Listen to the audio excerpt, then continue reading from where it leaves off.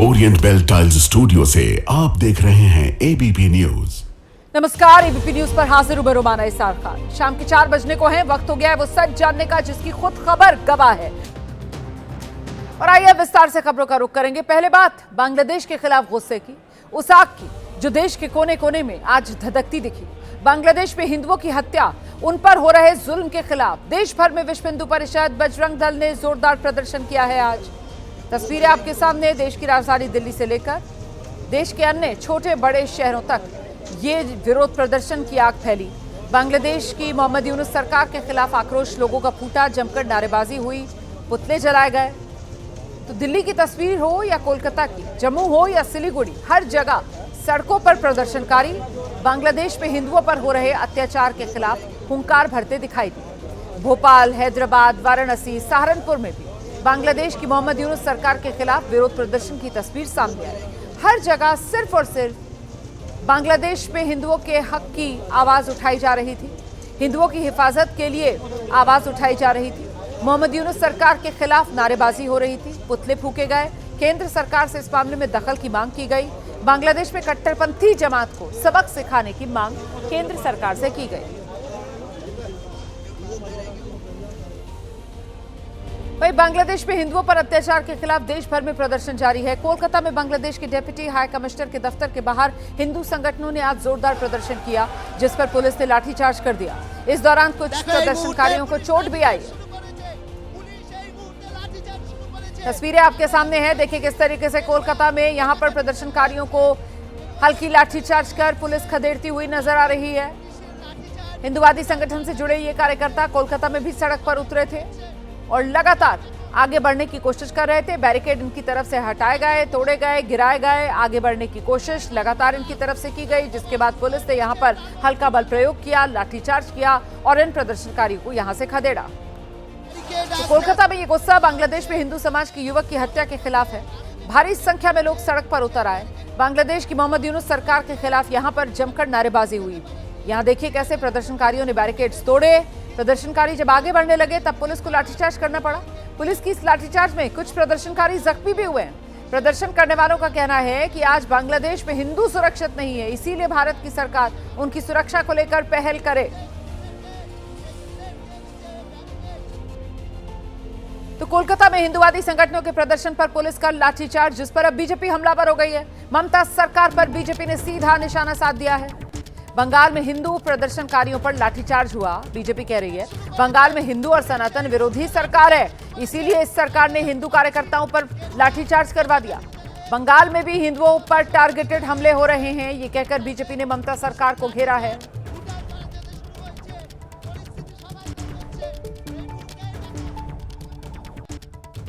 बांग्लादेश में अल्पसंख्यक समुदाय पर निरंतर हो रहे आक्रमणों से निश्चित रूप से सभी भारतीय चिंतित हैं और आहत हैं। हिंदू समाज पर हो रहे टारगेटेड आक्रमण से भारत के अंदर भी हिंदू समाज के लोग बहुत आहत और आक्रोशित भी हैं और इसके लिए शांतिपूर्ण प्रदर्शन और विरोध प्रदर्शन देश में जगह जगह देखने को मिला। आज पश्चिम बंगाल में जिस प्रकार से हिंदू संगठन के लोगों के द्वारा किए जा रहे शांतिपूर्ण प्रदर्शन पर पश्चिम बंगाल की सरकार ने, पश्चिम बंगाल की पुलिस ने बर्बर कार्रवाई की है, हम उसकी घोर निंदा करते हैं और भर्त्सना करते हैं। परंतु इससे एक बात और स्पष्ट हो जाती है कि पश्चिम बंगाल की सरकार अब पूरी तरीके से इरेडिकेशन ऑफ सनातन धर्म के सिद्धांत को तमिलनाडु से स्थापित कर रही है। तो सुना आपने कैसे बीजेपी की तरफ से पश्चिम बंगाल की ममता सरकार को निशाने पर लिया जा रहा है। वहीं बांग्लादेश में हिंदू युवक की हत्या के खिलाफ वीएचपी, विश्व हिंदू परिषद ने दिल्ली में बांग्लादेश हाई कमीशन के बाहर जोरदार प्रदर्शन किया। विश्व हिंदू परिषद कार्यकर्ता पीड़ित परिवार को न्याय दिलाने की मांग भारत से कर रहे हैं। बांग्लादेश में 18 दिसंबर की रात थी, हिंदू युवक दीपू चंद दास की हत्या कर दी गई थी। पहले तो ये दावा किया जा रहा था कि दीपू ने फेसबुक पर धार्मिक भावनाओं को ठेस पहुंचाने वाली टिप्पणी की, लेकिन शुरुआती जांच में इसका कोई सबूत नहीं मिला है। सीधे सीधे हिंदू होने की सजा दीपू दास को बांग्लादेश में दी गई। अल्पसंख्यक होने की वजह से दीपू दास की बांग्लादेश में पीट पीट कर हत्या कर दी गई।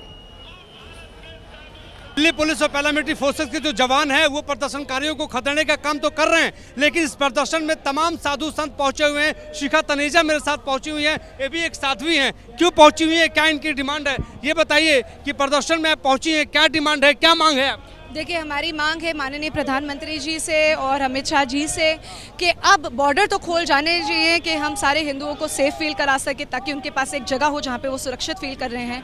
पर इससे ज़्यादा बड़ी मांग ये है कि अब हम चाहते हैं कि वहाँ पे एक ऐसा राष्ट्र का निर्माण हो जो हिंदुओं के लिए सेफ हो।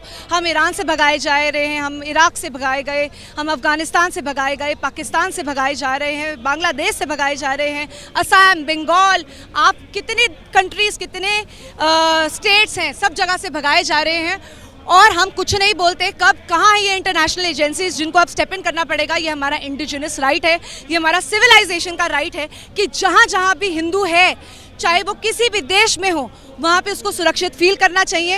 एक हिंदू राष्ट्र का निर्माण होना चाहिए जहाँ पे अगर ज़रूरत पड़े तो हमें अपनी आर्मी, अपनी मिलिट्री वहाँ पे भेजनी पड़ेगी, क्योंकि हमारी मिलिट्री इतनी सशक्त है कि अगर हम चाहें तो वहाँ पे हिंदू राष्ट्र क्रिएट कर सकते हैं।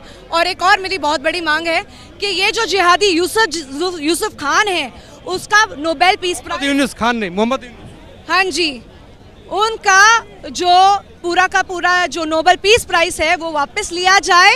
और क्योंकि उसी की जिहादी मिलिट्री थी, उसी के जिहादी पुलिस वाले थे जिन्होंने दीपू को उनके हवाले कर दिया, जिहादियों के हवाले कर दिया और उनको जलने दिया। तो ये वो तमाशा देख रहे थे और वहाँ से शेख हसीना जी को इसलिए हटाया गया था क्योंकि वो माइनॉरिटी राइट्स के लिए लड़ रही थी और ये जिहादी ये चाह रहा था कि वहाँ पे शरिया लॉ लाया जाए। तो अगर वो शरिया लॉ लाना चाहते हैं तो हिंदुओं को भी एक सुरक्षित जगह उनको देनी पड़ेगी। उधर मुंबई में भी बांग्लादेश हाई कमीशन के बाहर विश्व हिंदू परिषद के कार्यकर्ताओं ने प्रदर्शन किया है। इस दौरान यहां भी पुलिस ने कड़ी सुरक्षा व्यवस्था की थी। पुलिस ने प्रदर्शन के लिए पहुंचे कार्यकर्ताओं को बांग्लादेश उच्चायोग की ओर बढ़ने से रोका और कुछ प्रदर्शनकारियों को मुंबई में हिरासत में भी लिया गया है। देखिए कैसे सड़क पर मुंबई में पुलिस विश्व हिंदू परिषद के इन कार्यकर्ताओं को घसीटती हुई नजर आ रही है। प्रदर्शन करते हुए विश्व हिंदू परिषद के ये कार्यकर्ता, मुंबई की तस्वीरें आपके सामने हैं। कार्यकर्ताओं को सड़क से घसीटा गया, डिटेन किया गया, उनको हिरासत में लिया गया और यहां से हटा दिया गया।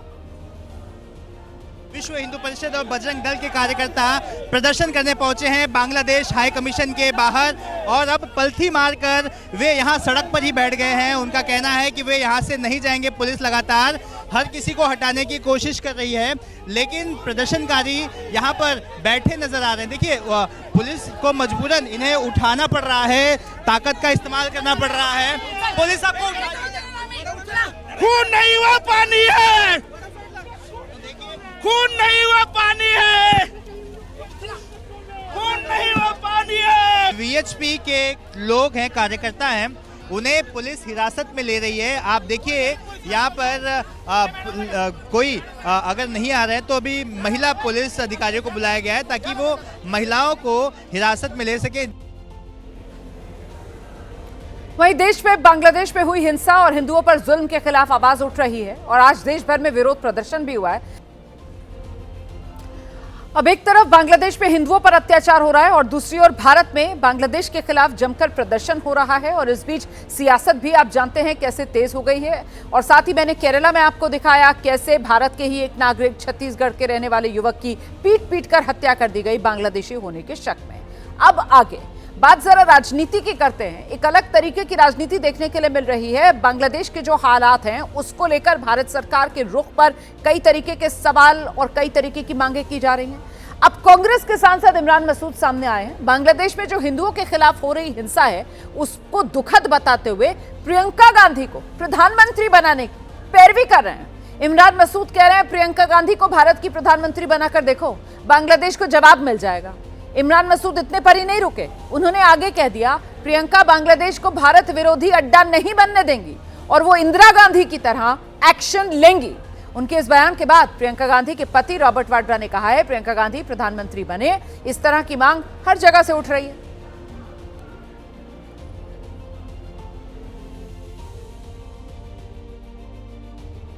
प्रियंका जी ने सबसे पहले लास्ट टाइम जब बांग्लादेश के अंदर हो रहा था सबसे ज़्यादा बोलने का काम किया, और प्रियंका गांधी को प्रधानमंत्री बनाइए ना, फिर देखिए कैसे जवाब देती है इंदिरा गांधी की तरह। जैसे पाकिस्तान के 2 टुकड़े करके हाथ में देकर आई थी ना इंदिरा गांधी, ऐसी प्रियंका गांधी ऐसा इलाज करके आएगी कि ये भारत विरोधी अड्डा नहीं बन पाएगा। प्रियंका गांधी जिस तरह का इलाज करेगी, राहुल जी और प्रियंका जी कोई अलग अलग थोड़ी हैं। ये चेहरे के ऊपर 2 आँखें हैं, ये इंदिरा गांधी के पोता पोती हैं, ये 2 आँख हैं, इनको अलग अलग मत देखो। मांग तो सब जगह से है कि प्रियंका आए, और मांग तो ये भी है कि मैं राजनीति में आऊँ, पर लोगों अभी जो असल मुद्दे हैं उस पर ध्यान देना चाहिए हमें। कांग्रेस सांसद इमरान मसूद के बयान के बाद बीजेपी की ओर से भी निशाना साध दिया गया है। बीजेपी के प्रवक्ता हैं सैयद जफर इस्लाम, वो कह रहे हैं कांग्रेस तो 2 फाड़ हो गई है। राहुल के लगातार फेल होने के बाद अब कांग्रेस में सब कुछ ठीक नहीं है। हालांकि अभी प्रधानमंत्री पद के लिए कोई वैकेंसी नहीं है, यह भी कहा गया है बीजेपी की तरफ से। सुनिए।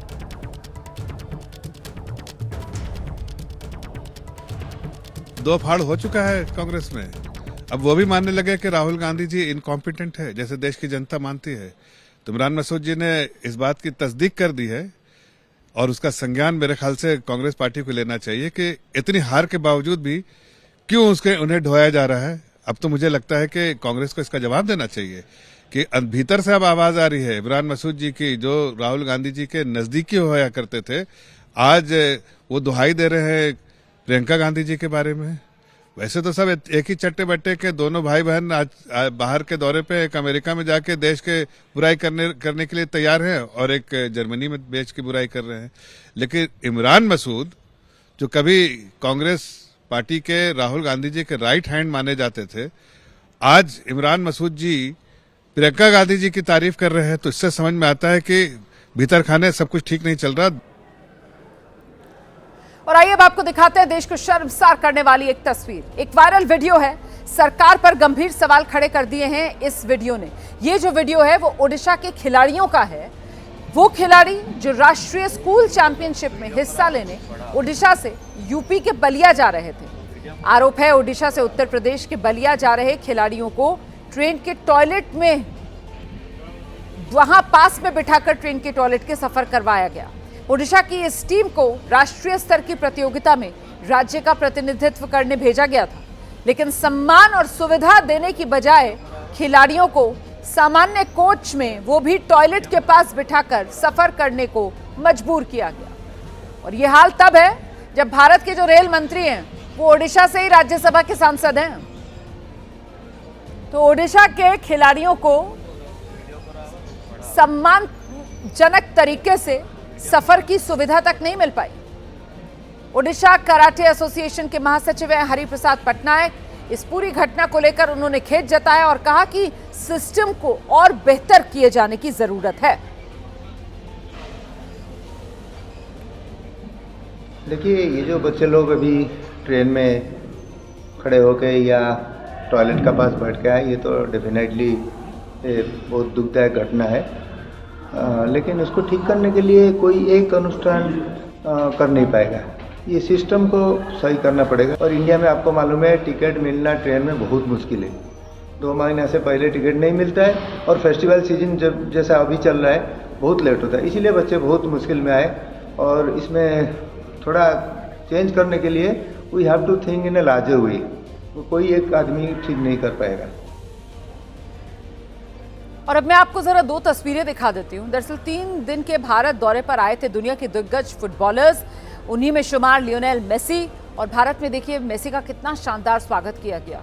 कोलकाता, हैदराबाद, मुंबई, दिल्ली में मेसी को देखने के लिए फैंस की भीड़ उमड़ पड़ी थी। अलग अलग शहरों में उनके लिए तरह तरह के सम्मान समारोह आयोजित किए गए। करोड़ों रुपए बहाकर फुटबॉलर्स का सम्मान किया गया। इसमें कोई दिक्कत भी नहीं है, यह होना चाहिए। लेकिन देश के खिलाड़ियों की अगर सुध ले लेते, अगर उनकी सुविधा की अनदेखी ना करते, तो हमारे देश में भी तो मेसी जैसे खिलाड़ी हो सकते हैं ना। आखिर उन्हें ट्रेन के टॉयलेट में सफर करने पर मजबूर क्यों किया गया, और वो भी तब जब सर्दी का मौसम है। इस तरह का सफर न सिर्फ शारीरिक रूप से काफी मुश्किल होता है, बल्कि सफर की वजह से सेहत भी तो बिगड़ सकती थी। सुरक्षा को लेकर भी बड़ा खतरा था, और ऐसे में किसी ने इस तरफ ध्यान ही नहीं दिया। इस खबर को दिखाने के बाद एबीपी न्यूज की खबर का असर हुआ है। इस पूरे मामले पर ओडिशा के स्कूल और जन शिक्षा मंत्री नित्यानंद गौड़ ने कहा है सरकार मामले की जांच कराएगी। एबीपी न्यूज ने ये जन सरोकार से जुड़ी खबर दिखाई है। ये देश के भविष्य से जुड़ी खबर है। होनहार खिलाड़ी जो दुनिया में देश का नाम रोशन करेंगे, इन्हीं उम्मीदों के साथ जो रात दिन मेहनत करते हैं, उन्हीं खिलाड़ियों के साथ देखिए किस तरीके का दुर्व्यवहार ये खबर एबीपी न्यूज ने दिखाई और इस खबर का असर संज्ञान लिया है मंत्री ने। कल से सुन रहा हूँ और इनको मेरा विभागीय अधिकारी भी जो है उसको भी मैं बोल चुका हूँ कि इसके बारे में हम थोड़ा इंक्वायरी करेंगे और वहाँ का सत्यासत्य क्या है और फैक्ट क्या है उस जानेंगे। उसके बाद उनका ऊपर जो करना है, जो एक्शन लेना है उसको एक्शन। खबर आपकी सेहत से हो रहे उस खिलवाड़ की है जिसका आपको शायद अब तक अंदाजा भी ना हो, क्योंकि दिल्ली में एक ऐसे गिरोह का भंडाफोड़ हुआ है जो आपके खाने पीने की ऐसी चीजें बेच रहा है आपको जो एक्सपायर्ड हो चुकी होती है, खाने लायक है नहीं, लेकिन वही चीजें ये गिरोह आम लोगों को बेच रहा है डेट बदलकर।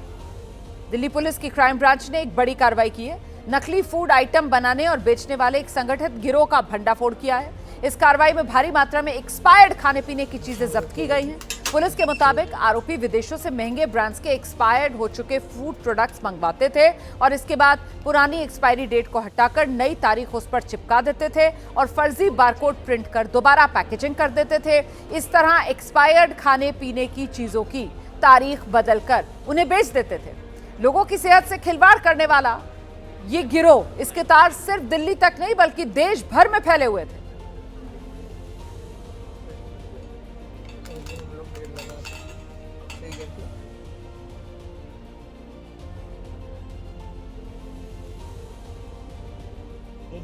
क्या चीज है वो? क्या चीज है ये? गोल्डन गोल्डन चॉकलेट है और वो बोतल बोतल्स में नहीं, बोतल में पता नहीं क्या। क्यों इसका तेरे पास रखी यूज नहीं करते आप? क्यों? निकालो, खोल के दिखाओ, ऊपर उठो, रैपर दिखाओ। एप्पल साइडर विनेगर, ओ इसे मिटाते हो? ये थिनर का काम करती है। ठीक है, बस। और इसमें क्या है पैकेट में? पूछो कितने दिन से काम कर रहे हो? कितने दिन से काम कर रहे हो? एक साल भी हुआ। कितनी सैलरी है आपकी? 15,000। इस काम को कौन कहता है करने के लिए? नीचे बोलते हैं। नीचे कौन? भाई लोग। क्या नाम है? हम तो जो सीनियर है हमारा। लाला, लाला नहीं मिला कभी? लाला नहीं कहता? कहता है? ठीक है। क्या नाम है लाला जी का? भाई साहब का? हाँ, अटल जायसवाल। अटल जायसवाल। ये कहते हैं कि हमारे पास जो इसको रीपैकेजिंग और नया बारकोड और नया डेट डालना, इसके लिए जो हमारे पास उनके पास जो इक्विपमेंट था उसको जो हमने सीज किया है, उसमें हैंड हेल्ड इंकजेट प्रिंटर्स हैं, कार्ट्रिज एंड स्टील प्लेट्स हैं, टेपिंग एंड सीलिंग मशीन है, थिनर, केमिकल, ग्लू गम्स हैं, फेक लेबल रोल्स हैं एंड बारकोड स्टिकर्स हैं। इसकी चेन है आगे पीछे। जो एक्चुअल इम्पोर्टर हैं जो मुंबई बैठे हैं, उसमें से 2 आदमी हमने आइडेंटिफाई किया है, उसका भी नाम बोलना ठीक नहीं रहेगा। ये बेसिकली रैपर को चेंज करते थे कुछ केसेस में, कुछ में उसको इरेज करते थे थ्रू थिनर और फिर से उसको प्रिंट करते थे और नया बारकोड डालते थे उसमें। 1 लाख से ज़्यादा रैपर इस्तेमाल हुआ है इसमें, तो काफ़ी बड़ा रैकेट है ये। एक्सपायर्ड ये FSI का जो रूल कहता है 60% ऑफ द प्रोडक्ट लाइफ और 3 मंथ्स, वो विच एवर इज लेस, उसके हिसाब से ये मंगाते हैं। नॉर्मली 6 महीना होता है, तो या तो 4 महीना हो या 3 महीने की कहानी है इसमें।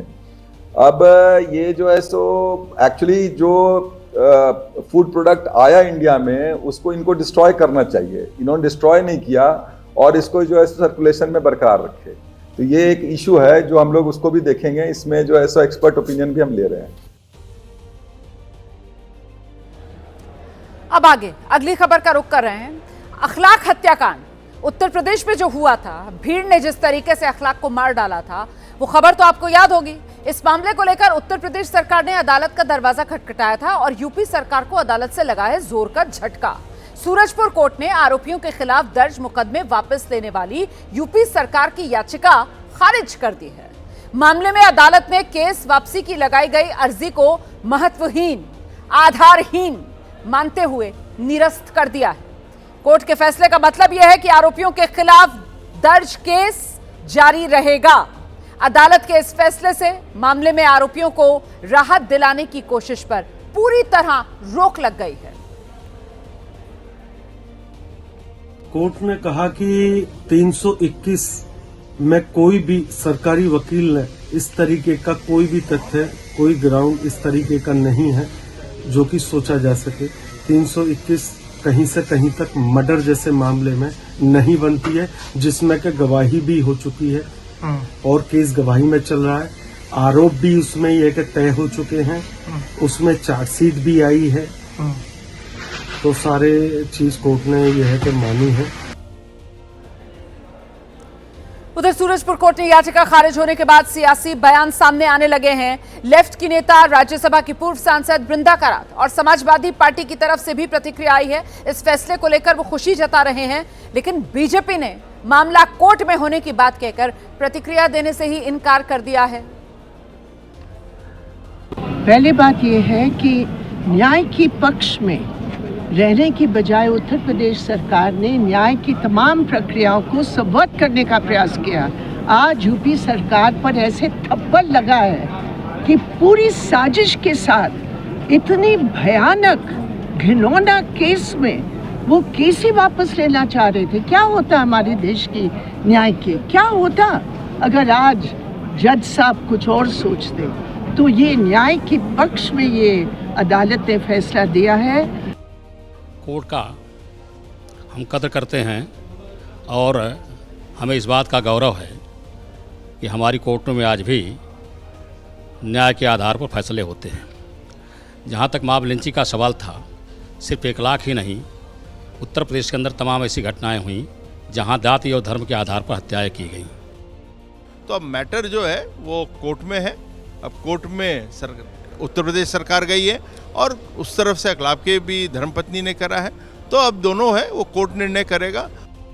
बीजेपी के कार्यकारी अध्यक्ष नितिन नबीन आज बिहार के दौरे पर हैं। पटना में एक जनसभा को संबोधित करने के दौरान उन्होंने जीत की हुंकार भरते हुए कहा है, महाराष्ट्र, गोवा, अरुणाचल प्रदेश में हुए निकाय चुनाव में बीजेपी का परचम लहराया है।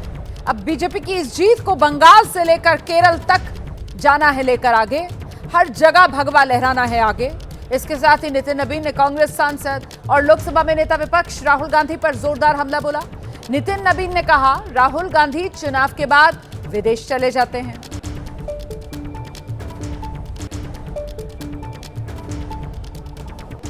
कोई बहुत लोग ऐसे हैं जो पार्ट टाइम पॉलिटिक्स करते हैं, राहुल गांधी टाइप, जो आधा समय में जब आते हैं या देश में आते हैं तो केवल एक देश की बात थोड़ा मोड़ा करके फिर विदेश चल जाते हैं। इस पार्ट टाइम पॉलिटिशियन से नहीं बनना है। हम लोग फुल टाइम पॉलिटिशियन हैं। हम भाजपा के कार्यकर्ता 24 घंटा काम करते हैं, 24/7 काम करते हैं। तो आइए भाजपा के कार्यकर्ता पद्धति से आगे बढ़िए। ये जो पार्ट टाइम पॉलिटिशियन बिहार में हैं, सदन चलता है तो सदन में नहीं नजर आते हैं, जब मुद्दा मिलता है तो सड़क पर नजर नहीं आते हैं, और जब मौका हार होती है तो फिर कहीं विदेश चले जाते हैं।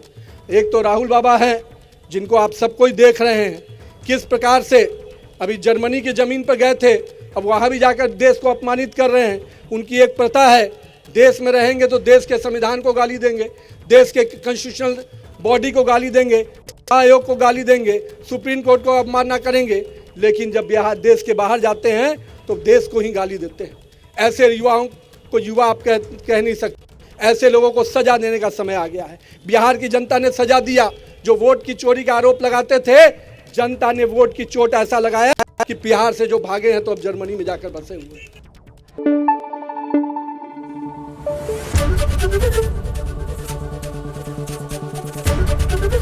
एबीपी न्यूज आपको रखे आगे।